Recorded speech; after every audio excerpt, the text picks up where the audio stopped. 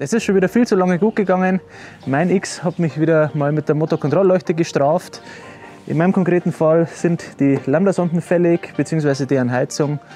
Wie ihr die wechseln könnt am M62, deswegen trifft es ja für die 39 und die 38 zu, das zeige ich euch heute und wie es im Fall vom X sogar geht, ohne Wagenheber, bloß mit Holzbrettern.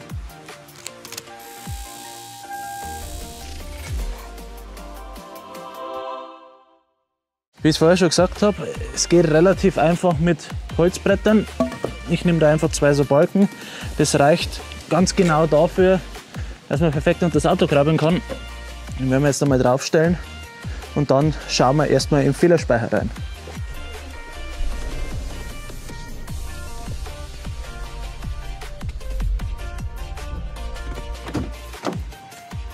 Diagnosebuchse wieder da unten drin.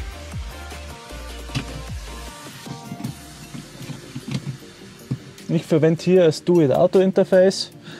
Das hat den Charme, dass es sowohl für meine ganzen anderen Sachen, also E34, E28 funktioniert, als auch für die ganzen neueren Kisten. Und das Schöne ist, man kann da umschalten zwischen OBD und ADS. Das ADS braucht man dann fürs Alte. Funktioniert dann über eine echte serielle Schnittstelle. Das ist immer zu empfehlen, wenn man so Diagnosegeschichten macht. Und dann schauen wir jetzt mal rein, was ihm fehlt. Wichtig immer, wenn ihr so Diagnosesachen macht, schaltet das Licht aus, schaltet die Lüftung aus, weil sonst habt ihr innerhalb kürzester Zeit eine leere Batterie oder hängt halt ein Ladegerät mit dazu. So, bei mir im Fehlerspeicher steht jetzt drin Lambda-Sonden, Heizung Vorcut und unten noch Tankentlüftungsventil Endstufe. Wir prüfen jetzt natürlich erstmal die Lambda-Sonden, dann schauen wir weiter. Man sieht hier, dass er sagt, die Heizleistung wäre zu niedrig oder eine Unterbrechung wäre da.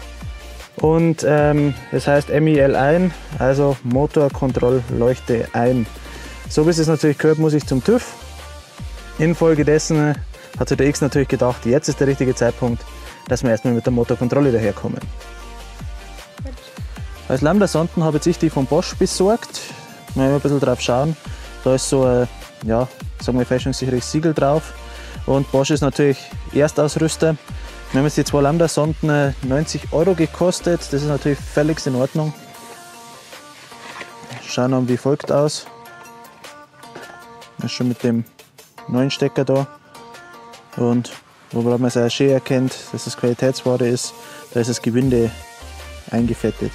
Beziehungsweise mit so Lambda-Montagepaste. Super, weil falls ihr die nochmal machen wollt, möchtet, wovon ich natürlich nicht ausgehe, weil die halten ungefähr so roundabout 160.000, sagt der Bosch. Ich schmeiße jetzt die raus nach 250.000, weil es die Vorbesitzer nicht gemacht haben. Dann gehe ich davon aus, dass ich die nicht nochmal wechseln werde. Das Werkzeug, auch ganz easy. Ich empfehle da immer so einen Lambda-Sondenschlüssel. Das ist einfach eine 220 mm Nuss, die auf dieser Seite hier aufgeschlitzt ist und hat da so einen Halbzahlantrieb, der aber auch 25 Grad versetzt ist, falls ihr da mit dem Knebel ran müsst. Dann begeben wir uns mal unter das Auto und montieren die Geschichte raus. So, unter dem Auto relativ einfach, wo ihr hin müsst. Ihr seht es hier, das sind die Cuts. Die Lambda-Sonde befindet sich in dem Bereich. Das heißt, ihr könnt entweder von vorne reinkrabbeln oder halt jetzt wie ich von der Seite. Und jetzt zeige ich euch mal von unten, wie das ausschaut. Die Lambda-Sonden ist hier. Müssen wir einfach da versuchen, das Werkzeug aufzufädeln.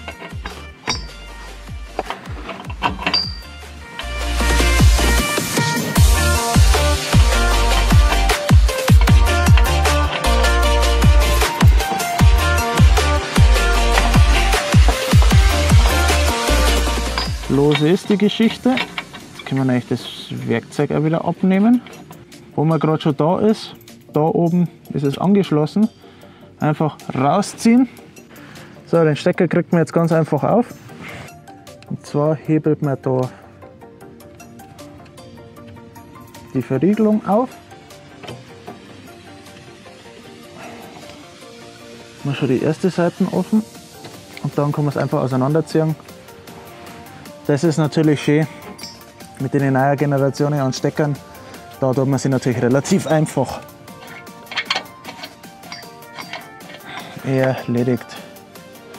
Da sieht man eigentlich, Verbrennung schaut soweit eigentlich noch okay aus. Ist ein bisschen rehbraun, also müsste ein bisschen rehbrauner normalerweise sein. Nichts grob im Argen. Also rein mit der neuen.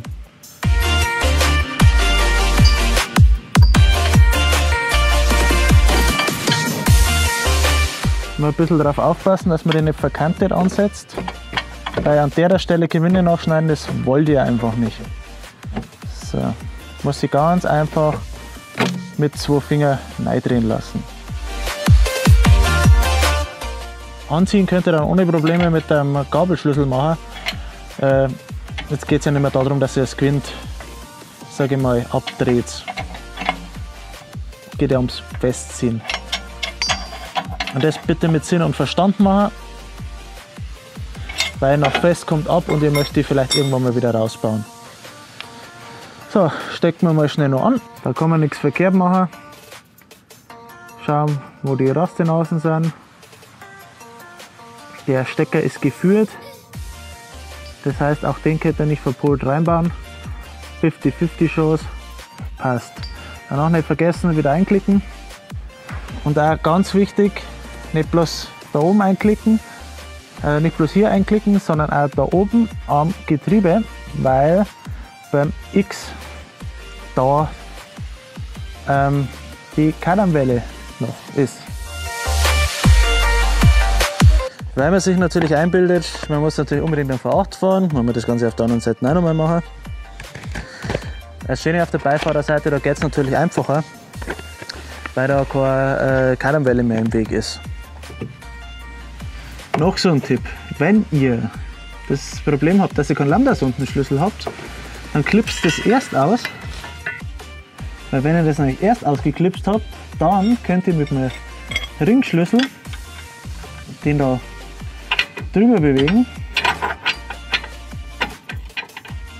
und dann könnt ihr mit dem lösen.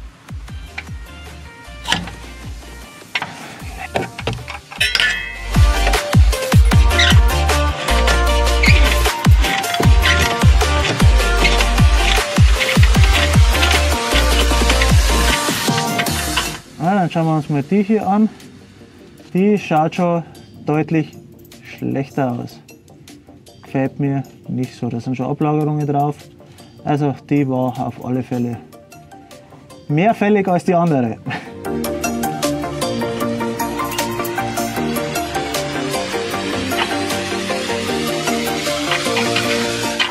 Hier wieder gemütlich anziehen, muss nicht das Wasser rauskommen.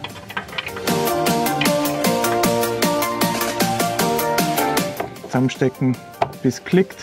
Ist nicht hörbar, aber fühlbar hier in dem Fall.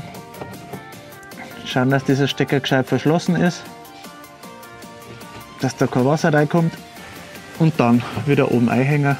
Okay, schon eine Lambda-Sonden drin. So, abschließend schauen wir jetzt noch einmal kurz mit dem Tester rein. Motorkontrolle ist jetzt aus, passt. Der Tester sagt dazu auch, keine Fehler gefunden. Bleibt das so, wenn ich auslese. Ich würde sagen, die Geschichte passt. Wer will, kann sich das noch in die Analogwerte anschauen. Mal kurz gucken, wo das drin ist. Genau. Die Lambda-Sonden funktionieren. Monitorsonde macht noch gar nichts. Die Lambda-Integratoren stehen alle schön auf 1. Das passt.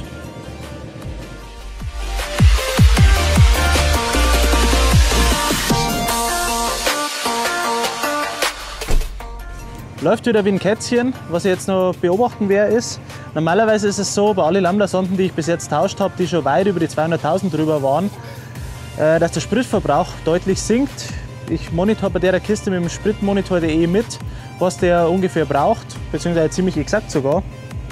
Und dann schauen wir mal, typischerweise beim 28er, also beim Weißen, war es so, dass ich da 1-2 Liter einsparen habe können auf 100 Kilometer. Schauen wir mal, wie es bei dem jetzt ist. Falls euch das Video geholfen hat, dann wie immer Daumen nach oben, Abo da lassen und dann sehen wir uns in einem von den nächsten Videos wieder.